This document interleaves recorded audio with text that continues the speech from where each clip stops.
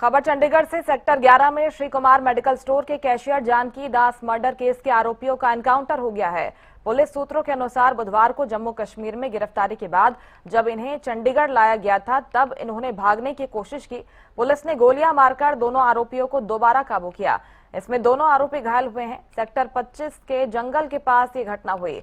मामला आज सुबह 5 से 5:30 बजे का बताया जा रहा है। पुलिस की टीमें मौके पर पहुंची, जांच शुरू कर दी गई है। बता दें, इस ऑपरेशन को ऑपरेशन सेल के इंस्पेक्टर हरिंदर और crime branch inspector Narendra Patel lead कर रहे हैं। एनकाउंटर के दौरान हमलावर सन्नी मेहरा को 2 गोलियां और दूसरे आरोपी आर्यन को 1 गोली लगी है। गोली टांगों में लगी बताई जा रही है और दोनों को घायल अवस्था में अस्पताल में भर्ती कराया गया है।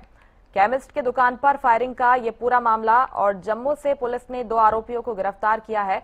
धनास के पास बदमाशों ने भागने की कोशिश की, जिसके बाद पुलिस ने दोनों बदमाशों के पैर में गोली मारकर उन्हें काबू कर लिया है।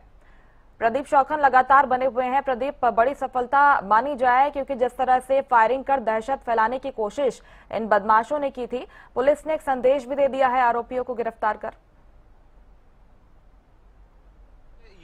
वारदात हुई थी पिछले दिनों मेडिकल जो के ऊपर, वहां पर कैशियर को गोली मारकर जो है शूटर फरार हो गए थे। लेकिन आज जो है कह सकते हैं कि पुलिस ने प्रेस कॉन्फ्रेंस करके जानकारी साझा की है कि ये वैसे तो 3 शूटर थे जिसमें से 2 को गिरफ्तार कर लिया गया है और ये पहले तो बस से दिल्ली की ओर रवाना होते हैं और दिल्ली के बाद फिर ये ट्रेन से जम्मू और कश्मीर के लिए निकल जाते हैं। एसआईटी का गठन कर दिया गया था क्योंकि जैसे ही पता चला पुलिस को किस प्रकार की वार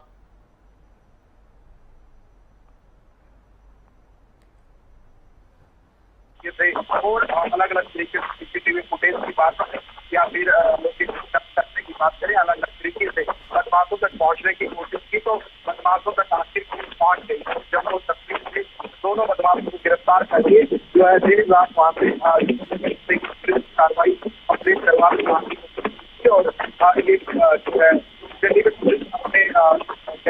कह सकते हैं कि उन दोनों आरोपियों को लेकर और रास्ते में आ रही थी। सुबह का समय था जब धनास के पास गाड़ी जो है स्लिप हो जाती है पुलिस की और जिसके अंदर से कह सकते हैं कि वो गाड़ी क्षतिग्रस्त हो जाती है, यानी एक्सीडेंट उस गाड़ी का हो जाता है। तभी शूटर उस मौके का फायदा उठाकर वहां से भाग निकलने की कोशिश करते हैं। लेकिन उस कोशिश के दौरान पुलिस जो है उनको चेतावनी देती है कि आप मत भागिए और फायर मत कीजिए। लेकिन वो भी जो है बदमाश 2 राउंड फायर वो वहां पर करते हैं। तो जवाबी कार्रवाई में पुलिस ने भी उनके ऊपर जो है कार्रवाई करने का काम किया और 4 राउंड फायर किए, जिसमें से एक आरोपी को 2 गोलियां पांव में लगी और एक को यानी कि टांगों में गोलियां लगी। हाफ मर्डर उनका ये कह सकते हैं कि वहां पर हुआ है और उसके बाद तुरंत दोनों आरोपियों को सेक्टर 16 के अस्पताल के अंदर लाया गया और वहां पर जो उनका इलाज जारी है। हालांकि जो ड्राइवर गाड़ी चला रहा था पुलिस की तरफ से था,